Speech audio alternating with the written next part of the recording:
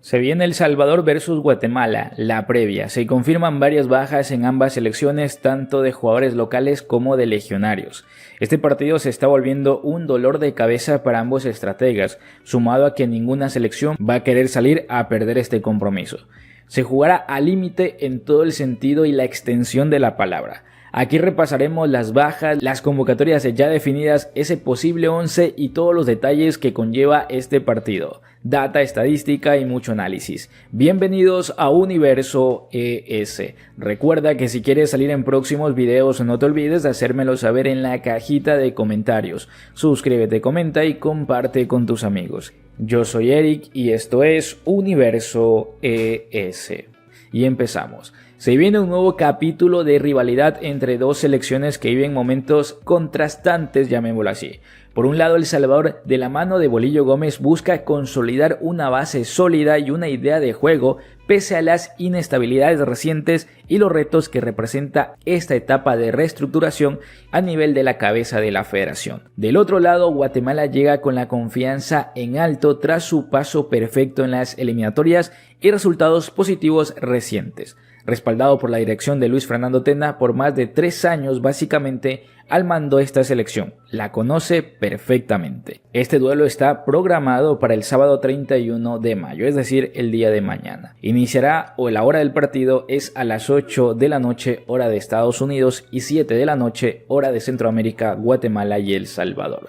Teniendo como escenario el Phillips Stadium en Charanagua, Tennessee. Será un partido especial donde ambos equipos se enfrentarán no solo al rival, sino también las limitaciones que impone un amistoso fuera de fecha FIFA, con bajas sensibles de sus ligas locales y la ausencia de la mayoría de sus legionarios. Tanto El Salvador como Guatemala deberán apoyarse en nuevos talentos y jugadores emergentes para intentar escribir su propio capítulo en esta rivalidad histórica. Con esta pequeña introducción pasamos a la data, cómo llegan ambas selecciones en sus últimos 5 partidos y también los últimos 5 enfrentamientos que han tenido las dos escuadras. Vamos a empezar revisando a la selección salvadoreña cómo llega en sus últimos 5 partidos, 3 por Liga de Naciones y 2 amistosos recientes en la pasada fecha FIFA. Empezamos por los partidos de Liga de Naciones en noviembre del año pasado, donde la selección caía derrotada por Liga de Naciones ante San Vicente y las Granadinas. Una selección bastante interesante, pero que aún así esta vendría siendo la segunda peor derrota que ha tenido El Salvador y la tuvo de la mano de David Dónica, que caímos 2-1. Luego tuvimos un triunfo ajustado en el Cuscatlán ante Bonaire por 1-0. Nos costó un montón y pasamos uno que otro sobresalto. Y luego ante Montserrat, que pareciera que era la selecta donde tenía que sacar más gol diferencia, igual le costó y ganamos por la mínima, 1-0.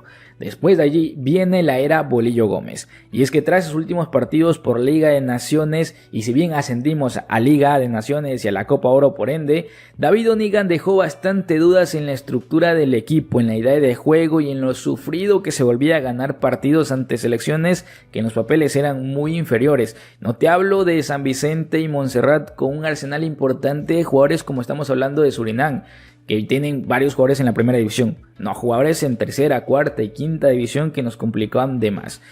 Existe este cambio de normalizadora que decide apostar por Bolillo Gómez por un proceso largo y que es respaldado justamente por el INDES, por Yamil Bukele. Vienen los 2 partidos amistosos que fueron ante el Houston Dynamo y ante Pachuca. En ambos partidos el cuerpo técnico no supo lo que es ganar. Primero perdimos ante Houston Dynamo 2-1 y ante Pachuca 1-1. Si bien la gente quedó con alguna sensación positiva por algunos tramos del partido, justamente el partido ante Guatemala tendría que volverse un poquito más la consolidación. No solo chispazos, sino que algún tramo de 15 o 20 minutos de buen fútbol darían un poquito más de calma y tranquilidad respecto al partido que tenemos en las eliminatorias ante Surinam, de los partidos más complejos. Luego, Anguila, sin faltarle el respeto, es una selección que se le tiene que ganar como sea prácticamente. ¿Cómo llega ahora sí Guatemala en sus últimos 5 enfrentamientos? Pues bueno, posee 3 victorias y 2 derrotas. Algo parecido a la selección salvadoreña, con 2 victorias, 2 derrotas y un empate. Mismas derrotas, pero la selecta tiene un empate mientras que Guatemala tiene una victoria más. Vamos al grano. El partido por ese cupo a la Copa Oro, que se enfrentaron en 2 ocasiones a Guyana, en una cayeron 3-2 en condición de visita, un partido que le sorprendieron a Guatemala. Recalco, con esta estructura que están buscando algunas selecciones del Caribe, trayendo jugadores de Europa, y le ganaron 3-2. Luego en casa, y eso es lo que tiene tener un técnico como Tena, y aparte de estar prácticamente 3 años con la escuadra, conoce perfectamente y sabe sacar resultados. Y lo hicieron 2-0 ante Guyana, cortando cualquier duda que pudo haber dejado el partido pasado. Luego le ganaron en un amistoso a Honduras, y a esto se refería justamente Bolillo Gómez cuando hablaba que, exceptuando por allí Costa Rica y Panamá, las demás selecciones están muy igualadas en tanto a que se pueden sacar resultados, y acá lo demuestra. Nos hemos enfrentado también a Honduras, le hemos ganado en su casa, hemos empatado en algunos amistosos, y Honduras luego va y le gana partidos a selecciones muy top, y es lo que tiene. Acá Guatemala muy bien, le saca la victoria, y luego se enfrentaron ante Costa Rica por Liga de Naciones y cayeron 3-0, ante Guyana 3-1. Son un poquito el score de cómo llegan ambas selecciones, sus últimos 5 enfrentamientos. Ahora vamos a revisar los últimos 5 enfrentamientos directos que han tenido estas escuadras.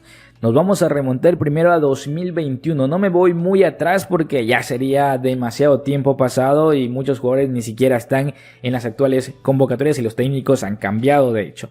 Pero en 2021 nos enfrentamos por la Copa Oro, donde debutaba prácticamente Alex Roldán con la selecta y era partícipe de uno de esos goles. Ganamos 2-0 a Guatemala por Copa Oro. Luego vino partido amistoso donde nos enfrentamos a Guatemala y caímos 2-0. Luego otro partido en Estados Unidos igual amistoso, caímos 4-0. Y por Liga de Naciones, en los últimos partidos que tuvo prácticamente Hugo Pérez, caímos 2-0 en casa de Guatemala, cayó la selección salvadoreña. Luego nos enfrentamos en la era David Dóniga a Guatemala en un partido amistoso que se puede parecer a este, que llegaban muchas bajas, pero bueno, en ese entonces Guatemala llegaba con una convocatoria local mucho más alterna que la de ahora. La de ahora, si bien llega con bajas, es la que básicamente es la base para la convocatoria final. Bueno, en ese partido ganamos 1-0, lo que se registra 2 victorias y 3 derrotas para la selección salvadoreña enfrentando a la escuadra de Guatemala. Y como les decía, ambas selecciones llegan con muchas bajas. La selección llega con bajas muy sensibles en el apartado de su base local. Si hablamos de Narciso Orellana, si hablamos de Steven Vázquez, no por lesión, pero sí por indisciplina. Narciso sí por lesión. Rafa Tejada por documentación no puede viajar a este partido.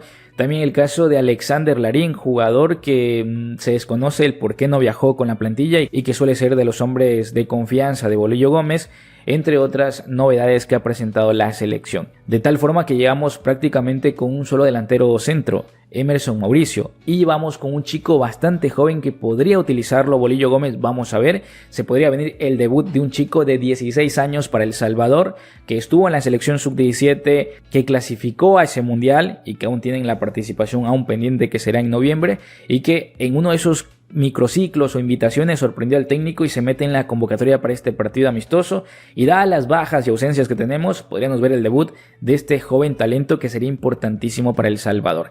Como les decía, básicamente en la introducción es un partido para sí poner cierta de esa base local que mantiene el técnico y también poner a estos chicos jóvenes. Claro, van a entrar muchos talentos jóvenes y también jugadores que quieren hacerse un espacio en las plantillas de ambos estrategas, así que el partido se pondrá de altas intensidades a momento. Justamente ellos, esos jugadores que buscan un espacio, que buscan alzar la mano para la próxima convocatoria de eliminatorias y Copa Oro, buscarán dejar o convencer al técnico en este partido.